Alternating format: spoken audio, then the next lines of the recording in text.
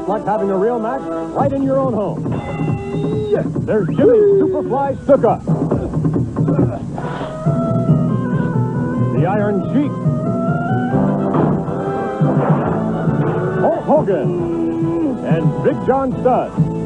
And now you can fly 'em and flip 'em in the Fling 'em Wrestling Ring. Wrestling Superstars and new wrestling ring, each sold separately from LJ. All right, so with WrestleMania just a few days away, let's take a look at some of the LJN Wrestling Superstars that I have in my collection from 1984.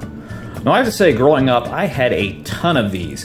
I had the wrestling ring, I had Hulk Hogan, I had Andre the Giant, I had Junkyard Dog, and those are just the ones I can remember. I'm sure I had more than that, but for the life of me, those are the ones that I really remember, and I'm sure there was a couple more, but I really can't remember them at the moment.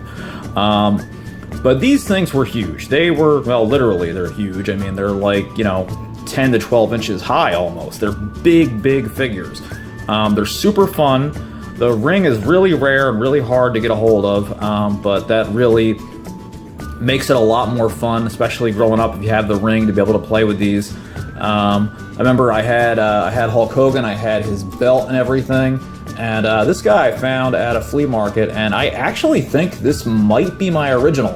And why that might sound kind of weird is because mine, when I remember having him, he's worn in the exact same spots, which I know a lot of figures can be, but that's just really weird to me. His knee pads and the headband. So I'm like, I wonder if this is my original, because it's just kind of really coincidental to find him at a flea market in Jersey and be worn in the exact same spot. So that's kind of cool. Maybe this is my Hulk Hogan, I don't know. But regardless, I had this figure growing up. I know not everybody likes Hulk Hogan and whatnot, but growing up, you got to understand Hulk Hogan was huge.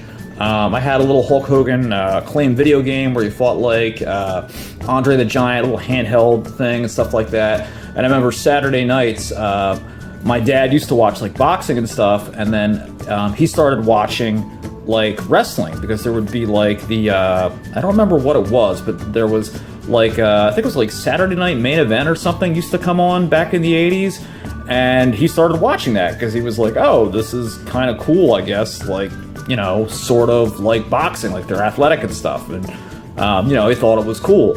And so wrestling was a big thing. Hulk Hogan was a huge thing, and yeah, these things were just awesome. So Hulk Hogan was definitely my favorite figure. We'll take a look at him now. And unfortunately, I don't have the belt. The belt is really hard to find. That's a pretty rare piece to find, at least as far as these figures go. And if you don't know anything about these figures, the cool thing about them is they're super bendy. So when you put them in the ring, you can bend their arms back, or you can bend their feet, so they can kick, and you can pretend that they're fighting and stuff. And they have a really good weight to them, but unfortunately over the years, because of that weight and because the rubber kind of wears out, they have a hard time standing up. Some of them stand up good, some of them not so good. But they look really cool. I also have some WCW ones, but I'm not going to review them in this review just because this is for the WWF line. So Hulkster looks really good there. His headband, he's got the trademark blonde hair and the mustache, the yellow trunks and boots and the red knee pads and the white wrist guards and everything. So it looks really awesome. Looks exactly how you would remember the Hulkster from the 80s. I am a real American. I am made by LJN. Another awesome figure, of course. This guy I would love to meet at a convention one day. I hear he's really super awesome to meet. And that is the Mouth of the South, Jimmy Hart.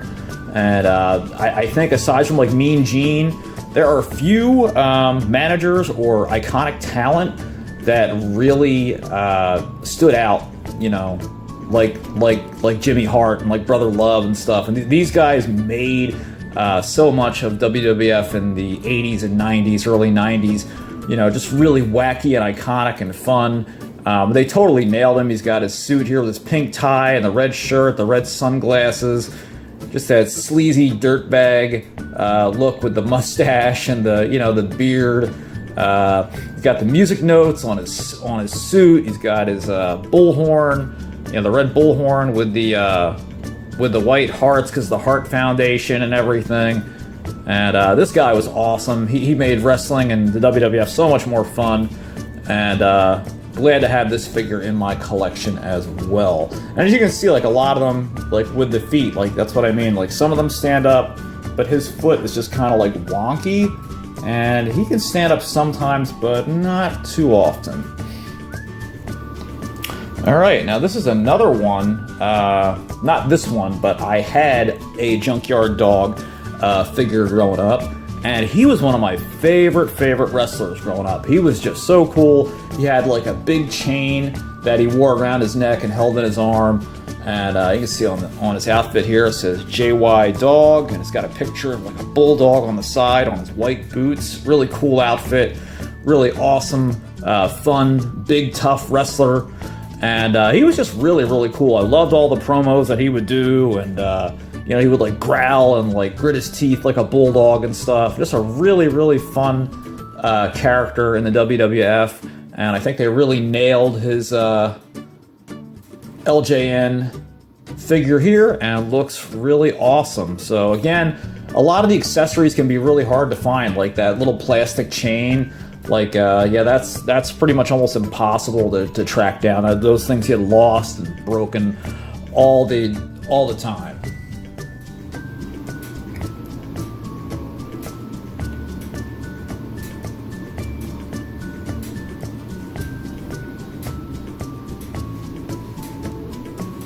Oh, got everybody else trying to fall over here.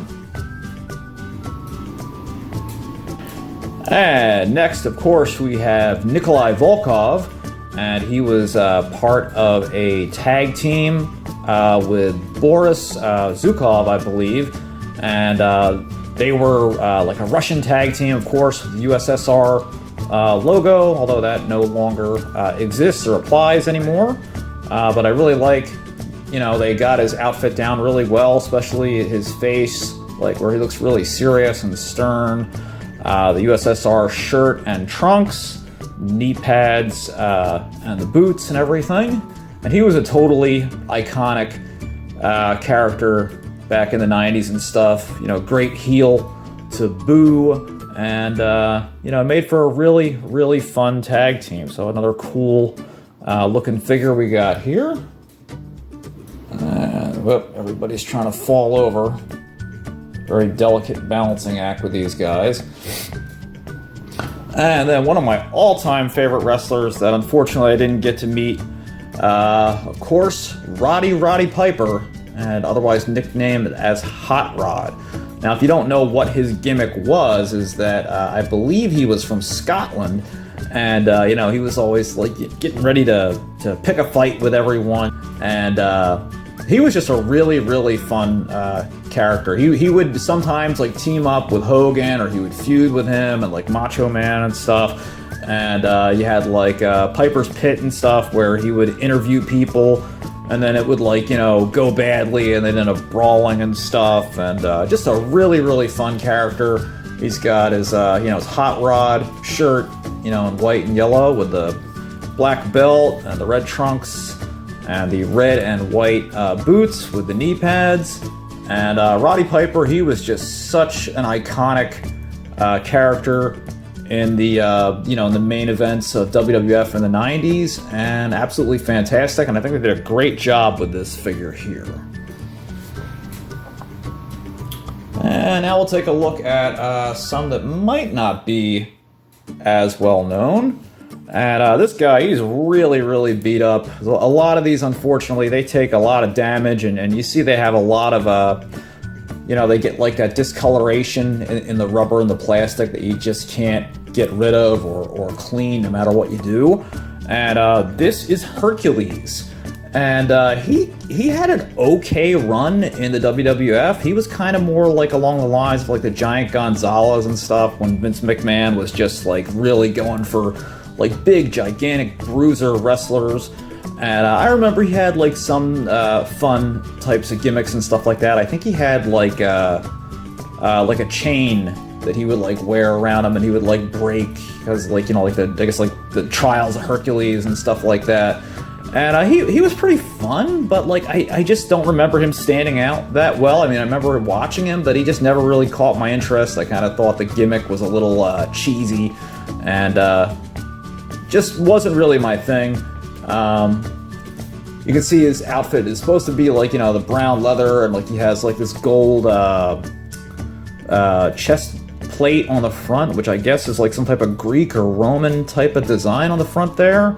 And the rest of the Roman or Greek themed outfit with the trunks and stuff like that, and the black and white boots. And I think he played his character well. It didn't really didn't appeal to me that much. But he was a pretty cool talent, and still made up part of the varied WWF lineup of the time. And then we have another classic back here. Let's see if we can get him out without knocking everybody over. All right, and we have the Iron Sheik. And man, this guy was a legend. And the main thing that he's known for is he had a huge, long-running feud with Hulk Hogan. He's got some really cool outfit here, like with this whole yellow, looks like a sun. I don't know what that pattern is supposed to be there. And he's got like mismatched boots. They're gray and red with the white, and the blue trunks and everything. The Iran logo on the side, and I love his mustache. He's got like that kind of almost like a handlebar mustache, and with this big eyebrows and stuff, and the bald head. It really makes him look like a dastardly kind of bad guy and stuff like that. So he was a great heel and an all-time classic character.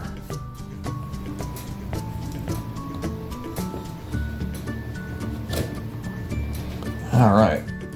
And next, of course, you can't have Hulk Hogan without having the Macho Man Randy Savage. Oh yeah!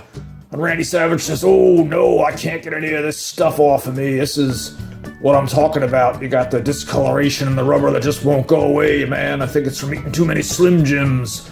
But this is more his original persona, I guess you can say. I don't know if this figure would have came with the cape. I'm not sure. But he has kind of like just his generic black sunglasses. Of course, Macho Man's known for his, his robes and capes and those crazy sunglasses and stuff. He's got like this tiger print headband going around. He's got the pink wristbands. He's got this pink and white designed trunks. And he's got the pink knee pads and the yellow boots. And, if you're talking 90s WWF, you have to be talking, the iconic duo of Macho Man and Hulk Hogan, whether they were, pairing up, fighting on the same side, or whether they had their, big rivalries going into all the main events. You cannot talk WWF without talking the Macho Man Randy Savage. Oh, yeah!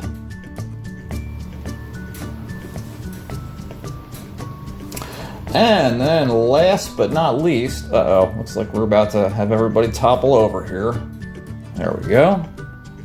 We have another really wacky character, and I remember him being really, really goofy and just crazy and wacky. And this is George the Animal Steel. And he was really funny because he was super hairy, and he'd always like slap his face, and he had like this green tongue. I don't remember the gimmick with the green tongue. I think that was just to make him look more like an animal. I don't know if it was like a mist that he sprayed. I want to think he sprayed a mist during the match, like some of the heels did, but I don't remember if he did that or not. So comment down below if that was a thing that he did or not, because I'm not sure. But he was a really fun character, kind of like King Kong Bundy, who I've actually met before. And he was just a really big, gigantic guy, and he would be like really wacky and goofy. And he was usually a face for most of the for most of his career in the WWF, meaning he was like a good guy and not like a heel or like like a bad guy. And just a really wacky and wild personality. It definitely reminds you of just like someone who like looks like a gorilla. Like he looks like King Kong or something. And he's got his black and red trunks with the red knee pads and the red boots. And you gotta love that extra little touch there with the green painted tongue.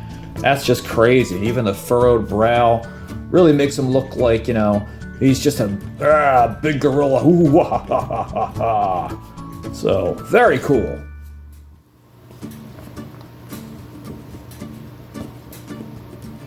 So there we go, guys. That's pretty much all of the ones that I have in my collection.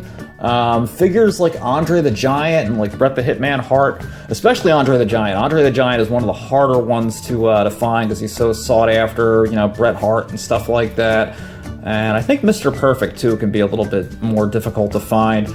And the ring is borderline impossible. And if you do see that, that's so expensive because of the rarity. But tell me what you guys think about these figures. You know, did you have any of them growing up? Did you play with them? Did you watch WWF in the 80s and 90s? And, you know, what was your experience with it? And, you know, what were some of your favorite wrestlers and your favorite characters that you had? So if you guys enjoyed taking a look with me today at these wrestling superstars made by LJN from 1984, I think they're really cool, so definitely tell me what you think about them in the comments down below, and I will see you guys back here next time. Take care. Hey guys, if you liked the video that you just watched, don't forget to hit that subscribe button down below, and you can follow me at Facebook at King of Retro or Twitter at #8ByteBrian. See you next time.